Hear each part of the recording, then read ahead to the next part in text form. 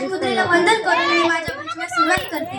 मी जर इथे उपस्थित सर्वांना विचारलं की तुमच्या आजोबांचं नाव काय, तर इथे सगळ्यांना आपल्या आजोबांचं नाव माहिती आहे. परंतु जर मी विचारलं तुमच्या पंजोबांचं नाव काय, तर पंजोबांचं नाव इथे काही जणांना माहिती असेल तर काही जणांना माहित नसेल. मी जर याच्या पुढे विचारलं तुमच्या खापर पंजोबांचं नाव काय, खापर पंजोबांच्या वडिलांचं नाव काय, तर मला तरी वाटतं की आपल्याच रक्तातल्या आपल्याच नात्यातल्या माणसांची नावं आपल्याला माहित नाहीत. परंतु या माणसाचं नाव आपल्या लक्षात आहे. असं काय केलं या माणसाने आमच्या तुमच्यासाठी की शिवाजी हे नाव घेतलं की आमचं रक्त सळसळतं, सळसळणारं रक्त उसळतं, उसळणारं रक्त उकळतं, उकळणारं रक्त आमच्या धमन्यातून आणि आमच्या नसातून वाऱ्याच्या वेगाने व्हायला लागतं. ही ताकद त्या नावामध्ये आहे. ते नाव म्हणजे छत्रपती शिवाजी महाराज.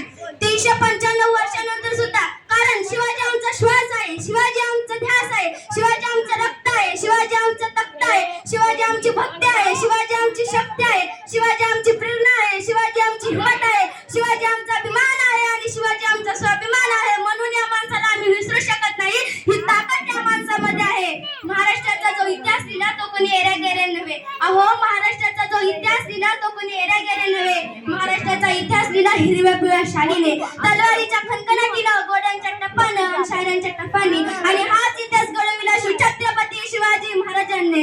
मुद्रा तो छत्रपती शिवरायाला, रयतेच्या राजाला, ज्याच्या भक्तीला जोड नाही, शौर्याला तोड नाही, जो अथांग आहे साखरा समान, ज्याचा छत्र म्हणजे आबाळाचा सन्मान, तो त्या सूर्याची शान, मराठी मानाचा दगदगता अभिमान, काळीज आहे सह्याद्री, ज्याला शंभूंचा अभिमान, महाराष्ट्राच्या देवाऱ्यात ज्याचं पहिलं स्थान, असे ते प्रौढ प्रताप पुरंदर, क्षत्रिय कुलावतंस, सिंहासनाधीश्वर, राजाधिराज, श्रीमंत श्री श्री श्री छत्रपती शिवाजी महाराज की जय. बंदुकीच्या जोरावर आणि हंटरच्या धाकावर, अहो, बंदुकीच्या जोरावर आणि हंटरच्या धाकावर मी अनेक वाघांना माणसांप्रमाणे जगायला शिकवणारी माणसं बघितली.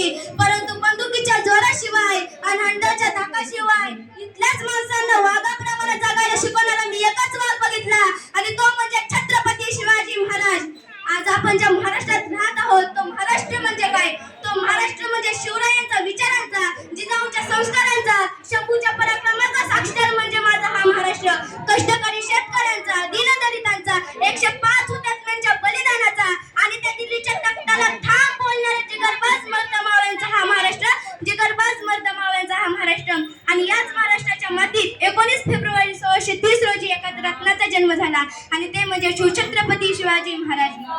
छत्रपती शिवाजी महाराजांनी त्यांच्या आयुष्यामध्ये वस्तू वापरल्या आणि माणसं जपली, परंतु आपण मात्र माणसं वापरतो आणि वस्तू जपतो. त्यांनी त्यांच्या दूरदृष्टिकोनातून भारताच्या इतिहासावर सुवर्णाक्षरांनी इतिहास लिहिला. त्यांची गोष्ट आपल्या मनात देखील ठासून भरली आहे. म्हणून मला तुम्हाला एक प्रसंग सांगावासा वाटतो. शाहिस्ता खान हा सगळ्यांना माहित आहे. शाहिस्ता खानाची बोटं छाटली गेली हे सगळ्यांना माहित आहे. परंतु पलीकडचा काळ तुम्हाला माहित आहे का? जेव्हा शाहिस्ता खानाची बोटं छाटली गेली तेव्हा शाहिस्ता खान सगळीकडे धावत आणि पळत होता. तेव्हा त्याच्याकडे त्याची बहीण गेली आणि म्हणाली, हुजूर गजब हो गया, ओ नराधम शोभा, मेरी छोटी बच्चू को ले गया. तेव्हा शाहिस्ता खान तिच्याकडे बघून म्हणतोय, ए पगली तुम चुप कर. ए पगली, ए शोभा किसी की उंगली काट सकता है. ए शोभा किसी की उंगली काट सकता है. ए शोभा किसी की गर्दन मार सकता है, पर ए शोभा किसी लड़की औरत पर हाथ नहीं डाल सकता, हाथ नहीं डाल सकता. म्हणून म्हणावं असं वाटतं, जे छत्रपती शिवाजी महाराजांनी केलं ते जगाने कधीच केलं नाही, आणि जे जगाने केलं ते छत्रपती शिवाजी महाराजांनी कधीच केलं नाही. छत्रपती शिवाजी महाराजांनी नेहमी त्यांच्या आयुष्यामध्ये स्त्रियांचा आदर केला. म्हणून इथं सर्व उपस्थित स्त्रियांना मला एवढं सांगायचं आहे की अगं, तलवारीपेक्षा तीक्ष्ण तुझ्या नजरेची धार आहे. अगं, तलवारीपेक्षा तीक्ष्ण तुझ्या नजरेची धार आहे. महाराष्ट्राची वाघीण तू, भवानी मातेचा वार आहे. भगव्याची रक्षणी तू, स्वराज्याची तू मेक आहेस. तू कमी समजू नको स्वतःला, तुझी जाऊनची लेक आहेस, तुझी जाऊनची लेक आहेस.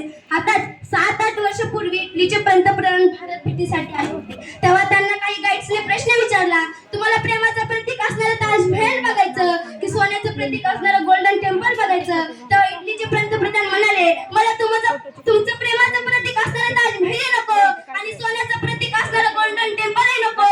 ज्या देशात माझ्या राजाचा इतिहास शिकवला जातो ना, त्या राजाचा रायगड बघायचा आहे. आणि ते सर्व गाईड्स त्यांना रायगड बघायला घेऊन जातात. म्हणून सांगावंसं वाटतं, जर तुम्ही जगाच्या पाठीवर तुम्ही कुठेही गेलात, अहो, जगाच्या पाठीवर तुम्ही कुठेही गेलात, जर तुम्हाला कोणी विचारलं कुठून आला आहात, तर अभिमानाने सांगा, ज्याने मरणाला